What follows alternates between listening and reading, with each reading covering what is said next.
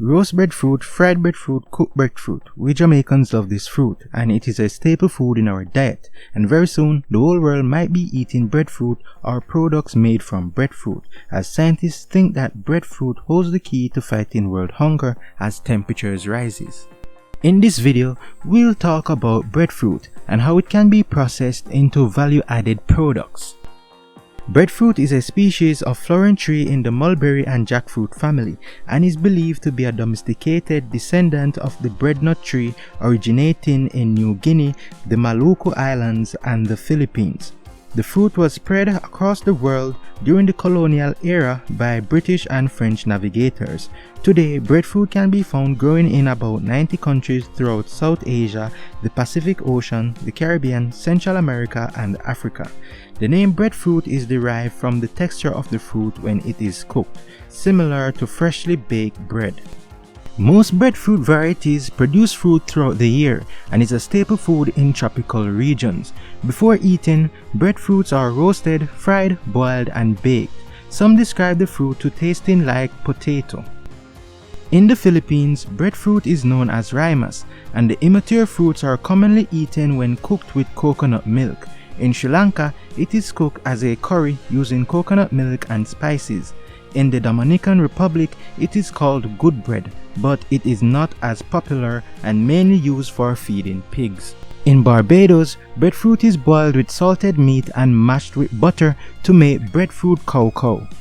Here in Jamaica, breadfruit is boiled, roasted on coal stove, and also fried and can be eaten with a variety of dishes, for example, ackee and saltfish with fried breadfruit.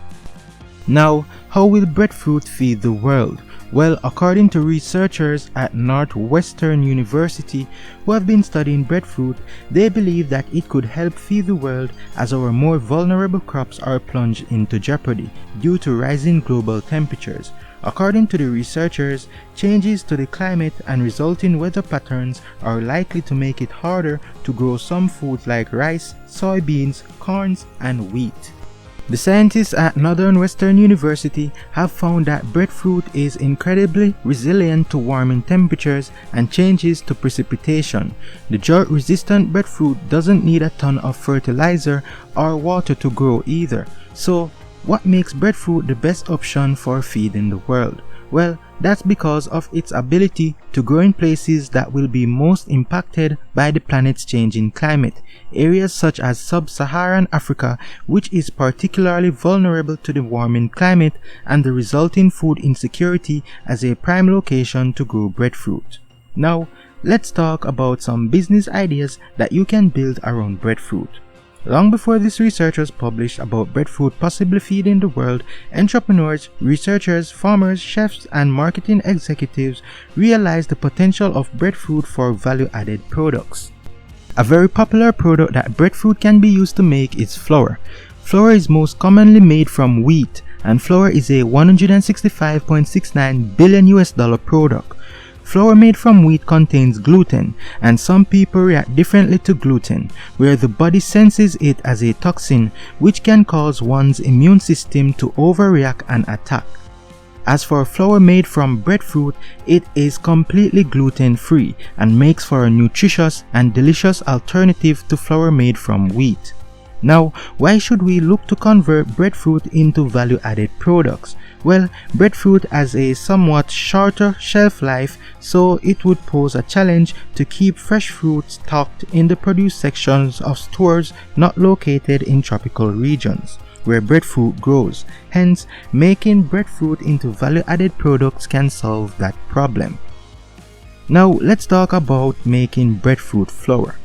The processing of breadfruit into flour is relatively simple and can be done with equipment found in the home.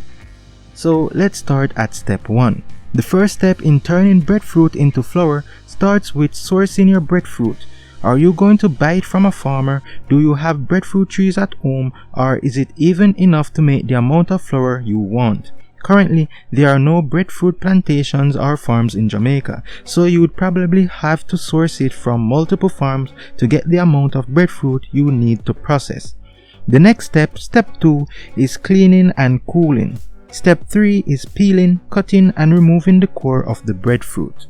Step 4 is shredding or cutting into smaller pieces, and step 5 is drying and milling. The breadfruit needs to be dried out completely before it can be milled into flour, and you can just use a normal blender for this process. The next step, step 6, is packaging. If you're doing this commercially, you would most likely need a package that's branded, and for home purposes, you can package it into a normal polybag. And that's how simple it is to make breadfruit flour. Now, breadfruit flour can be used to make bread, cakes, chips, cookies, you name it.